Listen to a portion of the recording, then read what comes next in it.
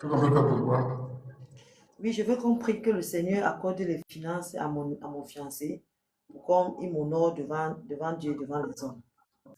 Que le Seigneur m'accorde les fruits des entrailles. Est-ce que la personne avec qui vous êtes là, est-ce qu'il honore Dieu? Pardon? Est-ce que la personne avec qui vous êtes là, est-ce qu'il honore Dieu? Honorer Dieu, comment je veux comprendre? N'hésitez pas. Vous me demandez de prier pour que quoi? Pour ses finances, c'est pas ça? Et que le Seigneur accorde, lui, qu'il ait plus de finances. D'accord. Donc, pour mon tour. Voilà, parce que moi, pour prier pour quelqu'un, il faut qu'il soit dans la logique de la prière, sans aller du fétichisme.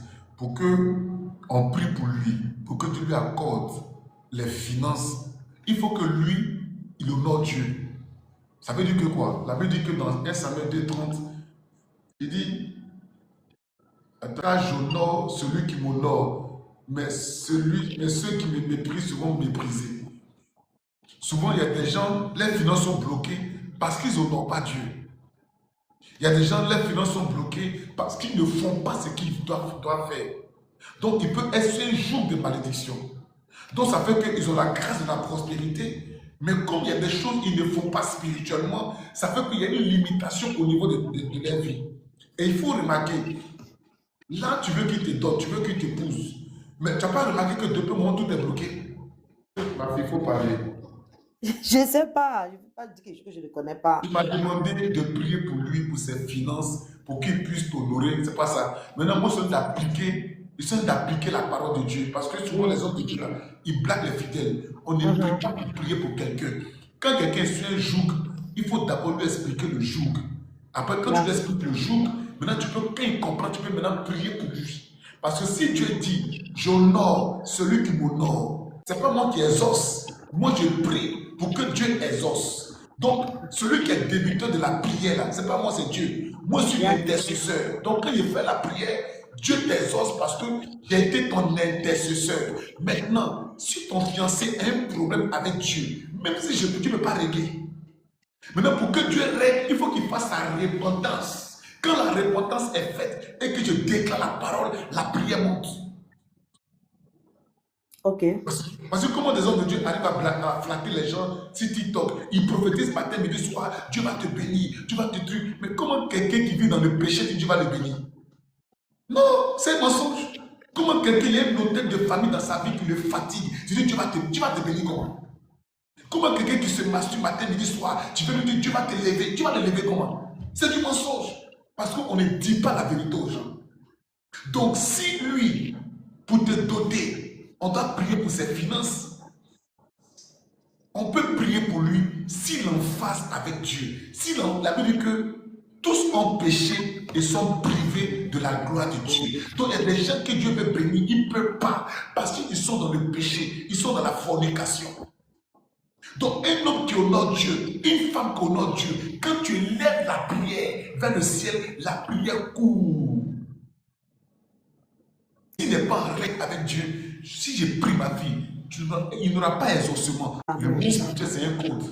La prophétie sur beaucoup de personnes, ce n'est pas arrivé parce qu'ils ont pensé que la prophétie, c'était l'exaucement. La prophétie vient pour te dire ce que Dieu va faire. Maintenant, quand Dieu te dit va faire telle chose, il conditionne ce qu'il te dit qu'il va faire. Donc, tu comprends ma fille? En fait, la parole de Dieu là, pour que Dieu te bénisse, pour que Dieu puisse bénir quelqu'un, il s'appuie sur une parole. Pour que Dieu puisse élever quelqu'un, il s'appuie sur une parole. Pour que Dieu puisse frapper quelqu'un, c'est quand son iniquité, son péché est monté à un paroxysme. Donc, on vit sur la terre avec des codes, avec des principes.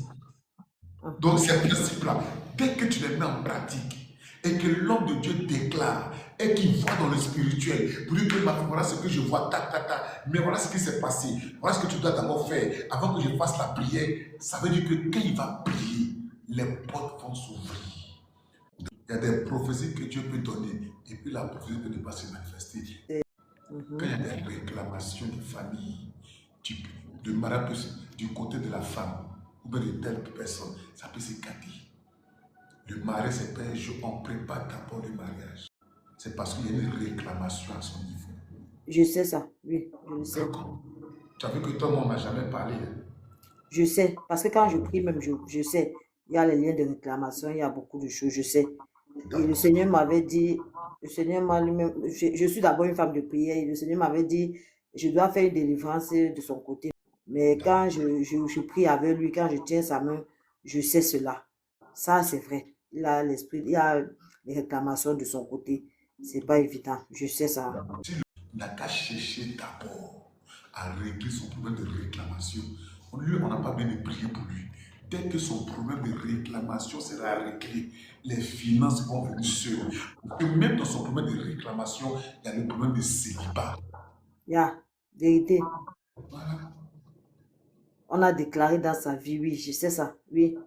Voilà. Non, vérité, homme de Dieu, je suis d'accord parce que moi-même, je prie. Et quand je prie, je vois tout ça. Et tous les jours, quand je prie, je dis toujours ça, Seigneur, quels qu'en soient les liens qu'on a déclaré là, le célibat, tu as donné le pouvoir à tes enfants de prier. Et je prie pour ça, ça c'est vrai. Hein? Donc, si il y a un homme fort dans sa vie, Vérité. donc lui, il a un problème de réclamation, de condamnation et de programmation satanique. Il n'a pas droit au mariage, il n'a pas droit à la prospérité. C'est bloqué, c'est de génération en génération. Tant que ce n'est pas traité, mais Dieu là, il a des principes. Il va traiter la fondation. Donc quand tu vas prier, Seigneur, traite sa fondation. Aide-le. Que tu as changé ta façon de prier, il va tomber sur un serviteur de Dieu. Soit Dieu va se révéler à lui en songe pour le délivrer de la captivité, afin que tu puisses avoir un mariage épanoui. Sinon, tu rentres dedans par la grande porte, tu vas sortir par la petite porte. Ne joue pas avec ça.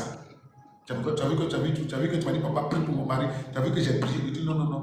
Un homme de Dieu qui voit doit d'abord éclaircir, tracer le chemin. Dès que le chemin est tracé, maintenant tu donnes la source du problème et tu donnes la solution au problème. C'est ça qu'on appelle une vraie prophétie. Le but, ce n'est pas de prophétiser. Donc, continue de prier, mais il faut qu'il fasse sa délivrance. Qui va faire sa délivrance là? Tu n'aurais pas besoin de dire non, j'ai prié pour ses finances. Non, ça passe, son mariage, ses finances, sa gloire, sa prospérité passe d'abord par sa délivrance. Quand ça sera fait, tu vas voir. Tu n'as pas fait d'effort. Tu as compris? Voilà. Et puis, il n'a qu'à s'attacher à Dieu. Il n'a qu'à s'attacher à Dieu. Il n'a qu'à donner sa vie véritablement à Dieu. Donc, il n'a qu'à faire d'abord sa délivrance. Ça va l'aider, ça va t'aider. Aller à la fondation, régler le problème à la racine d'abord. Régler le problème spirituel. Dès que c'est fait là, c'est fini. Voilà. Voilà ce que j'ai à dire sur ton cas. Ton cas, ce n'est pas une question de prière, c'est délivrance. Tu n'as qu'à chercher sa délivrance.